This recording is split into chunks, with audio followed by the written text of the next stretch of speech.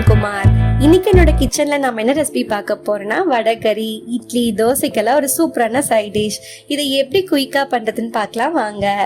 நான் வந்து கடையில வாங்கினா 2 மசால் வடை எடுத்திருக்கேன். அதனால பெரிய சைஸ்ல 2 வடை எடுத்திருக்கேன். இதை வச்சுதான் நம்ம இப்ப வடைகறி செய்ய போறோம். அதுக்கு ஒரு கடாயில 3 டேபிள் ஸ்பூன் அளவுக்கு நான் கடலை எண்ணெய் சேர்த்திக்கிறேன். எண்ணெய் காஞ்சதுக்கு அப்புறமா 2 துண்டு பட்டை, 3 கிராம்பு, 1 ஏலக்காய், 1 அன்னாசி பூ, 2 மராட்டி மொக்கு, 1 டீஸ்பூன் சோம்பு இதை எண்ணெயில ஆட் பண்ணிக்கலாம். இது பொரிஞ்சதுக்கு அப்புறமா 1 பிரியாணி இலை ஆட் பண்ணிக்கலாம். இதை லைட்டா கலந்து விட்டுக்கலாம்.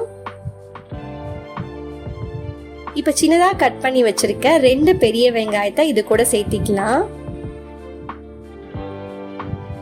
வெங்காயத்தை நல்லா வதக்கிக்கலாம்.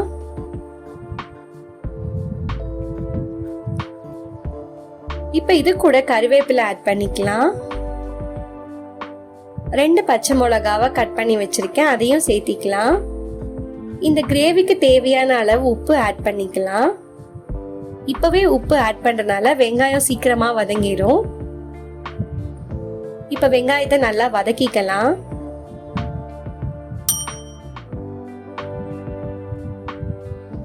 வெங்காயம் ஓரளவுக்கு வதங்கிருச்சு. இப்ப நம்ம 1 டீஸ்பூன் இஞ்சி பூண்டு விழுது சேர்த்திக்கலாம். இதோட பச்சை வாசனை போற அளவுக்கு வதக்கிக்கலாம்.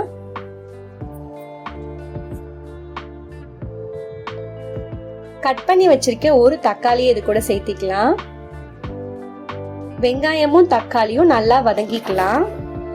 இது கூட 1/2 கப்பு புதினா இலை சேர்த்திக்கலாம். இது எல்லாத்தையும் நல்லா கலந்து விட்டுக்கலாம். வெங்காயமும் தக்காளியும் நல்லா வதங்கணும்.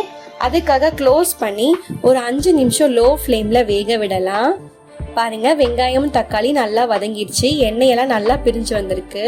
இந்த ஸ்டேஜ்ல 1/4 டீஸ்பூன் மஞ்சள் தூள் சேர்த்திக்கலாம். 1 டீஸ்பூன் மிளகாய் தூள் சேர்த்திக்கலாம். 2 டீஸ்பூன் மல்லித்தூள் சேர்த்திக்கலாம். 1 டீஸ்பூன் கரம் மசாலா சேர்த்திக்கலாம். இந்த மசாலா எல்லாம் கரிஞ்சு போகாம லோ ஃப்ளேம்ல நல்லா வதக்கிக்கலாம். இப்ப கிரேவிக்கு எந்த அளவுக்கு உங்களுக்கு தண்ணி வேணுமோ அந்த அளவுக்கு தண்ணி ஆட் பண்ணிக்கலாம். உங்களுக்கு தேவைன்னா தேங்காய் பால் கூட ஆட் பண்ணலாம். அந்த தண்ணி கொதிச்சதுக்கு அப்புறமா நான் தேங்காய் பால் ஆட் பண்ண போறது இல்ல.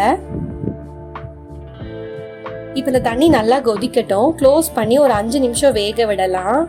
5 நிமிஷம் ஆயிடுச்சு. பாருங்க, தண்ணி நல்லா கொதிச்சிருச்சு. மசாலாவோட பச்சை வாசனை எல்லாம் போயிடுச்சு.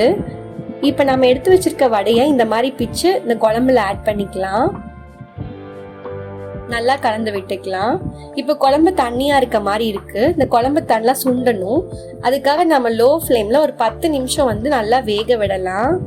எண்ணெயெல்லாம் நல்லா பிரிஞ்சு வர வரைக்கும் வெயிட் பண்ணலாம். எண்ணெய் நல்லா பிரிஞ்சு வந்துருச்சு. இப்ப ஸ்டவ் ஆஃப் பண்ணிட்டு கொத்தமல்லி இலை தூவி இறக்குனா சூப்பரான வடைகறி ரெசிபி தயார். கண்டிப்பா ட்ரை பண்ணி பாருங்க. இந்த மாதிரி சிம்பிளான குயிக்கான ரெசிபிஸை உங்களுக்கு பார்க்கணும்னா என்னோட சௌமியா இந்த கிச்சன் சேனலை சப்ஸ்கிரைப் பண்ணுங்க.